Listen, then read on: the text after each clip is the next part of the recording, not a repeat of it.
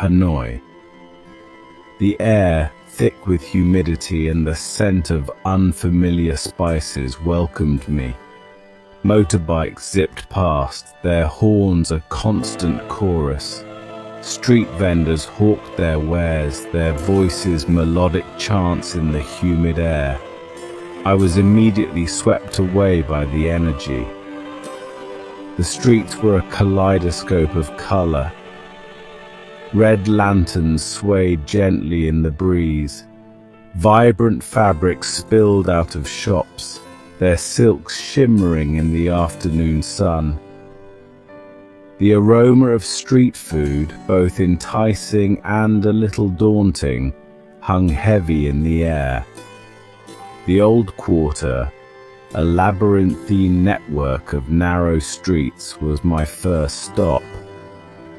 Each turn revealed something new and fascinating. Ancient temples stood in stark contrast to modern cafes. Old men played checkers on rickety stools, their faces etched with time and stories. Children, their laughter echoing through the narrow alleys, chased each other, oblivious to the organized chaos around them. There was an undeniable charm to Hanoi, a vibrant pulse that resonated deep within me.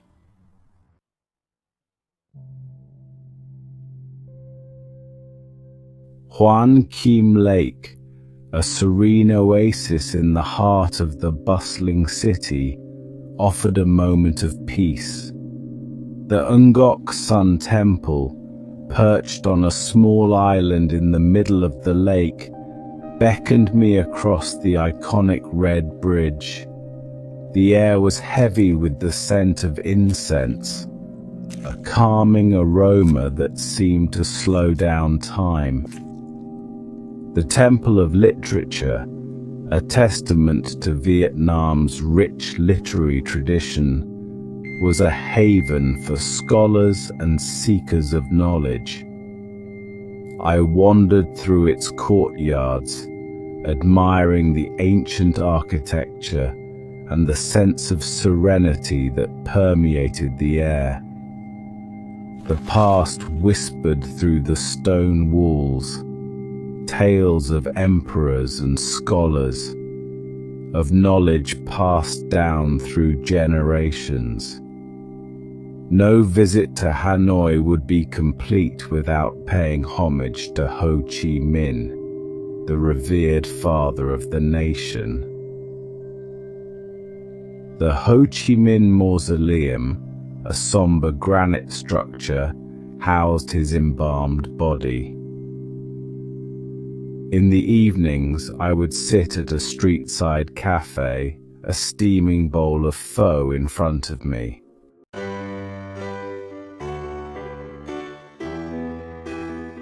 Halong Bay was a vision. Thousands of limestone islands, each one a unique sculpture crafted by wind and water, rose out of the emerald green waters. The air was clean and fresh, carrying the scent of salt and the sea. My junk, a traditional Vietnamese boat, sliced through the calm waters. We glided past hidden coves and towering cliffs, each turn revealing a new and breathtaking vista. Kayaking through the bay was an experience I will never forget. Paddling through the calm waters surrounded by towering limestone cliffs, I felt a sense of peace I had never known before. In the mornings, we practiced Tai Chi on the deck of the junk, our movements mirroring the gentle sway of the boat.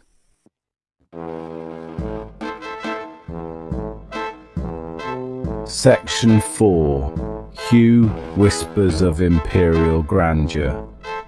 Hue, the former imperial capital of Vietnam, was a city steeped in history. The imperial citadel, a UNESCO World Heritage Site, stood as a testament to the Nguyen dynasty's reign. I wandered through its vast courtyards and crumbling palaces, imagining the emperors and concubines who had once walked these halls.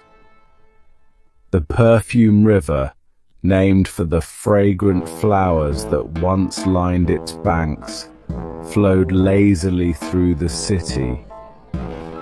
A dragon boat ride along its waters offered a unique perspective on Hue's ancient charm. We passed by ancient pagodas and lush gardens, the scent of incense and lotus blossoms filling the air. The tombs of the Nguyen emperors, scattered throughout the surrounding countryside, were elaborate expressions of power and spirituality. Hue was a city that rewarded exploration.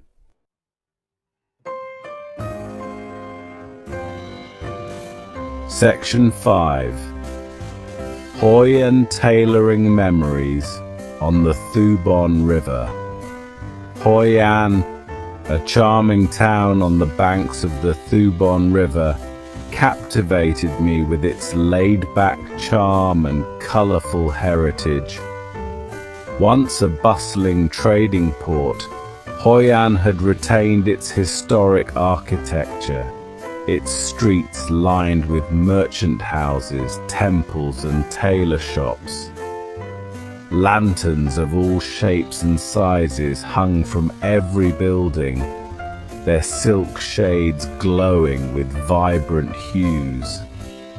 The aroma of spices and incense filled the air, a heady mix that was both exotic and intoxicating. Hoi An was renowned for its tailors, and I couldn't resist the opportunity to have some custom-made clothes created. I chose a silk shop, its shelves overflowing with bolts of colorful fabric. In the evenings, I would stroll along the riverfront, watching the sunset over the Thu Bon River. Hoi An was a place to relax, to wander, and to soak up the atmosphere.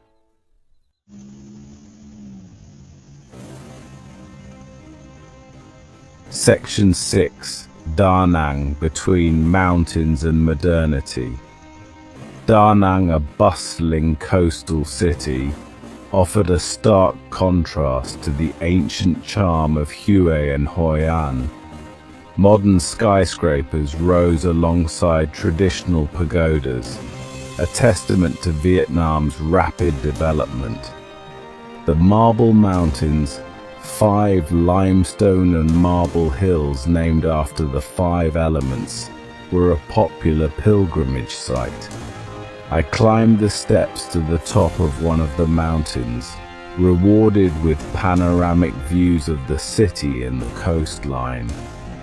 Caves and temples hidden within the mountains offered respite from the heat and a glimpse into Vietnam's spiritual side. Da Nang's beaches were some of the most beautiful in Vietnam. The white sand and crystal clear waters were a welcome respite from the heat and bustle of the city. The Dragon Bridge, a modern marvel of engineering, was a symbol of Da Nang's ambition and progress.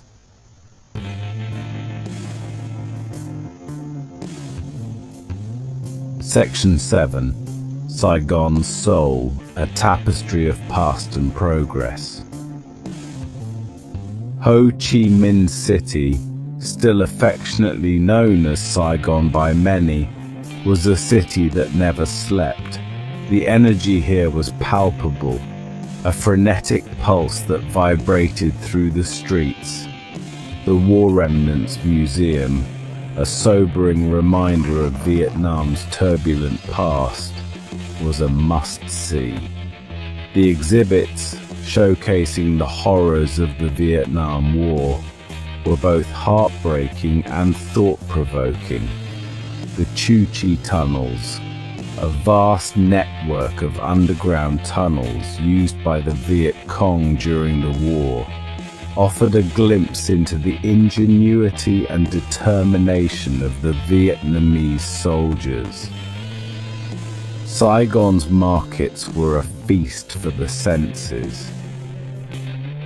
Ben Thanh Market, a sprawling labyrinth of stalls and vendors, was a riot of colors, aromas, and sounds. In the evenings, I would explore the city's rooftop bars, sipping cocktails as I watched the sunset over the Saigon River.